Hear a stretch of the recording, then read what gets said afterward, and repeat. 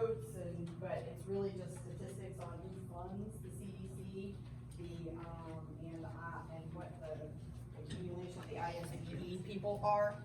And I apologize, my mom about 8 hours ago broke her hip, and I got a split as soon as I get out of here because she didn't tell anybody, and now I was at the hospital and all that. So I apologize, but I'm leaving right after this. For those of you who don't know me, I'm Amy Nash, and I am a tax-paying resident of Pike County. My children have been out of public school for quite a while. They are all grown and giving me grandbabies. Little bit of background. I know some of you, I don't know others of you. I'm educated.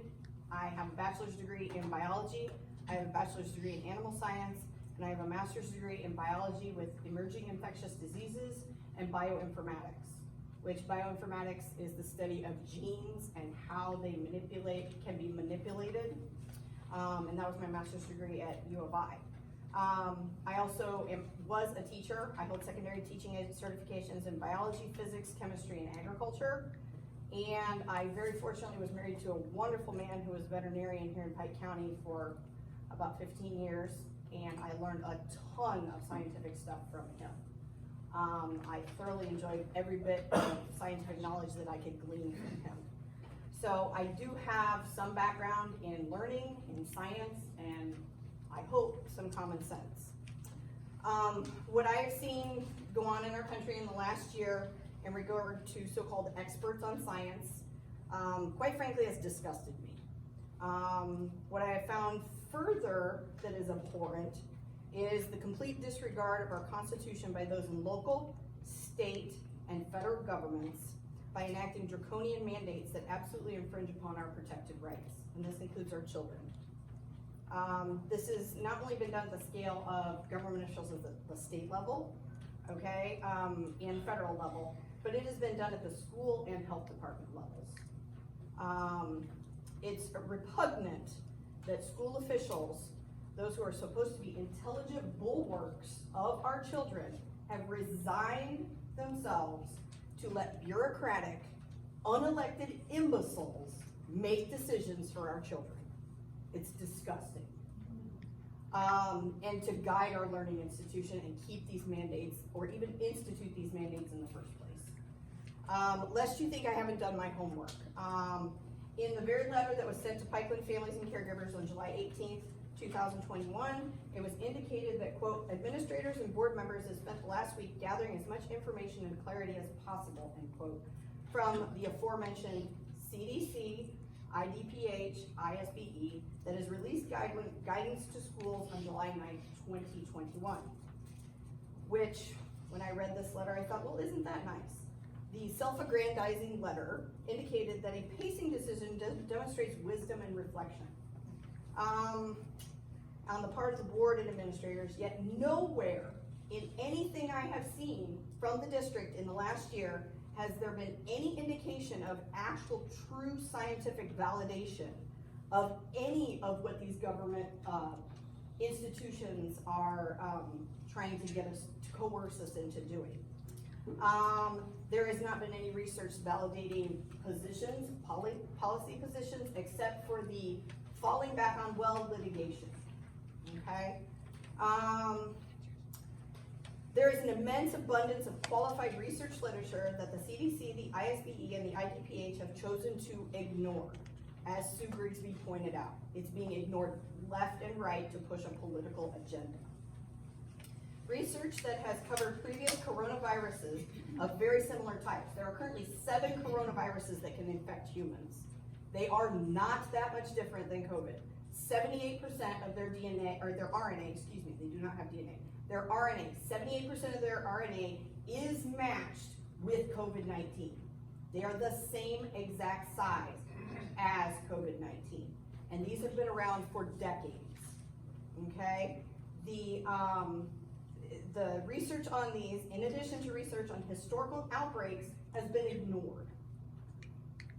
There's been more research in 4 categories that has repudiated all the policies that have been justified by school boards and by the alphabet agencies on all policies that have been justified, that is basically, if you actually go into the scientific research, has been completely debunked.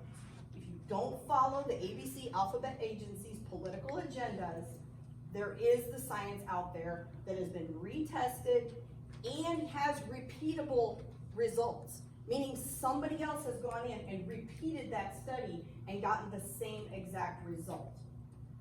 Let's see. Lockdowns and quarantines, masks, transmissibility by youth, and naturally derived immunity have colossal repeatable amounts of testing, research, and scientific study that go against nearly every mandate upheld by this school board and every other government official that has locked us down. I would hope that at least by this point you have actually acquired some wisdom, which you claim to have had in that letter, that you can open your minds and see that there actually is scientific data out there that refutes this. The alphabet agencies in which you put your trust are not acting in the best interest of the vast majority of people on these issues. I have provided copies in that one bundle of CDC donor list and the ISBE boards with annotations. Even a cursory look at these donors would give you insight into who they are beholden to, and it is not the average American. Of the 500 companies that donate to the CDC, 214, 43.4% of them are private pharmaceutical companies or medical companies that have a vested interest in vaccines or medical technology. All this information is out in the open. You can go look at the CDC Foundation yourself. That's exactly where I got it. In fact, it's probably outlined in the byline at the bottom of the pages I photocopied. Or they are donors of profit-making medical companies, okay? And in particular, the profits are going because they want to do something with COVID-19. This means that the CDC is very far from an impartial scientific body. That defies the mere definition of science. Science is supposed to be impartial and not have a political agenda at all. At the end of nearly every verified research institution out there, they will disclose, we do not have these conflicts here, and there.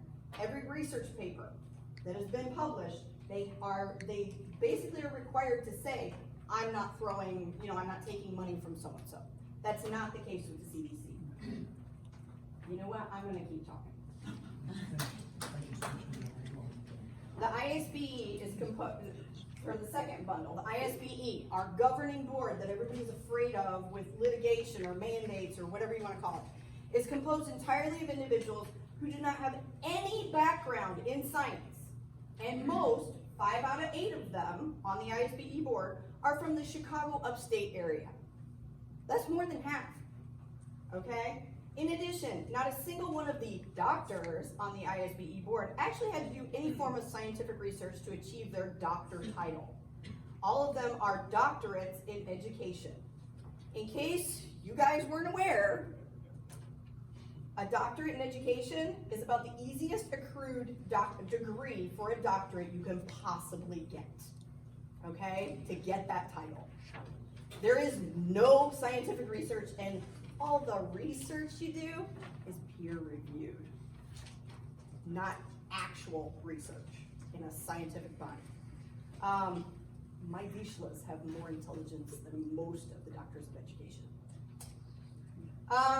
You go on in your letter to indicate that the plan will be written and deployed to about 1,200 students and 250 employees. So far, really my only question to the board and to those deciding the fate of our children is, what about the taxpayers? You know, the ones who fund your salaries and pay for all those educational materials, like me. I don't have kids in district anymore, but I pay through the nose for my taxes. So that's my one question I really would like to address, because parents, families, caregivers, guardians, everybody like that seems to have been addressed. But the actual people funding teacher salaries, funding administrative salaries, they've been left in the dust. You indicate that the plan will most likely not be perfect for anyone. Really? Well, okay. I've got a hint for you. Please stop. Actually? Please stop, because we've sat there, we've been very polite, we've been highly insulting. Okay, I actually have a court case. Let me find it here. Oh, it's on the very back of my sheet. New York Times versus Sullivan, 1964, Justice William Brennan.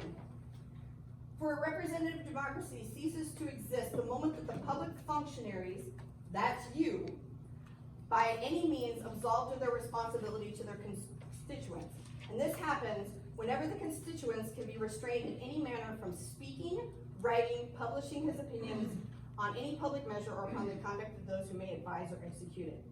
Brennan continues, in my view, the First and 14th Amendment in the Constitution afford to the citizen and to the president absolute, unconditional privilege to criticize official conduct despite the harm which may flow from excesses and abuses. The prized American right to speak one's mind, in a court case, Bridges versus California, about public officials and affairs needs breathing space to survive. Thus, I quote, we consider that this case against the background of a profound national commitment to the principle that debate on public issues should be uninhibited, robust, and wide open, and that it may well include vehement, caustic, and sometimes unpleasantly sharp attacks on government and public officials. This is case law with the United States Supreme Court, and it very much deals with your 5-minute limit, letting the public speak. I don't see anybody out there objecting me continuing until I am done. Well, as I read body language, I think that's different. Well, I'm going to continue. You need to finish, please. I'm getting there. Take a vote, see. Just Take a vote. I say she proceeds. Yeah, Speak. Go ahead. Kurt, I'll surrender my 5 minutes. Thank you, Fred. There you go. That helps. She surrendered her 5 minutes, go ahead. There you go. Freedom of conscience is the best plan. I shouldn't be making decisions for your child. I shouldn't be making decisions for you. I should make decisions for my family and what I deem is best for me. No one here is the parent of every student. The freedom of conscience and freedom of choice to make the personal decisions for each and every one of our family members that we come into contact every day is of fundamental importance.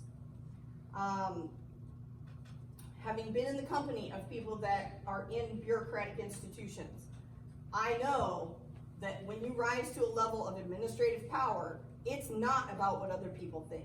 It's about power. Well, I think our power should reside in our parents.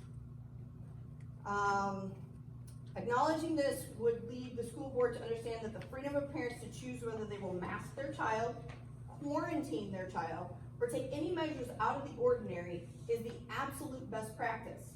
It's not high risk. You're not going to offend a ton of people. You let the parent decide. This, as you stated, will not be a significant challenge. If you make the wise choice to let parents decide what their children are going to do, let each person decide for themselves what their level of risk is, what their safety shall be. Life is not risk-free.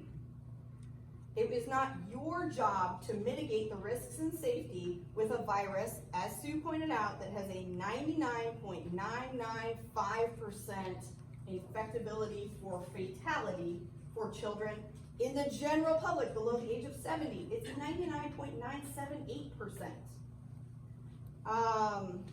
Having said all these things, I address your last point in the letter to Pikeland families.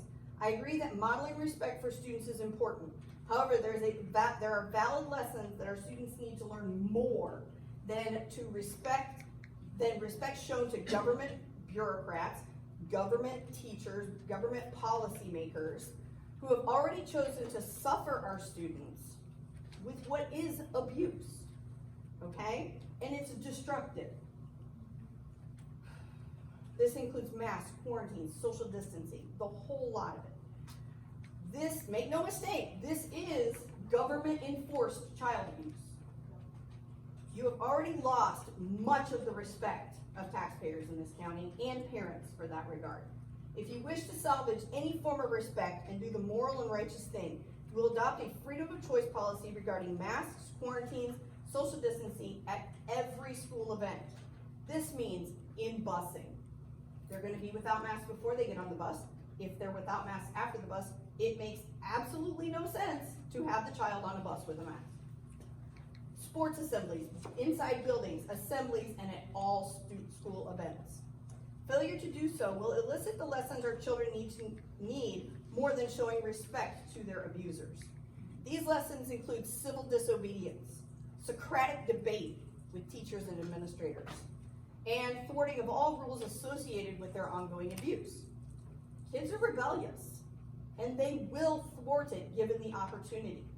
And if they know the authority has been taken from their parents and transferred to somebody else, they're going to stand by their parents.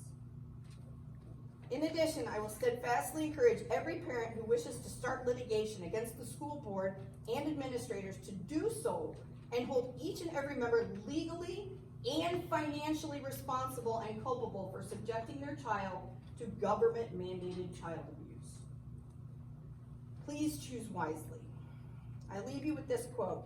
In a sea battle of the American Revolution in 1779, Captain John Paul Jones was beleaguered by a British naval vessel that was far superior in size, strength, and fortitude of soldiers.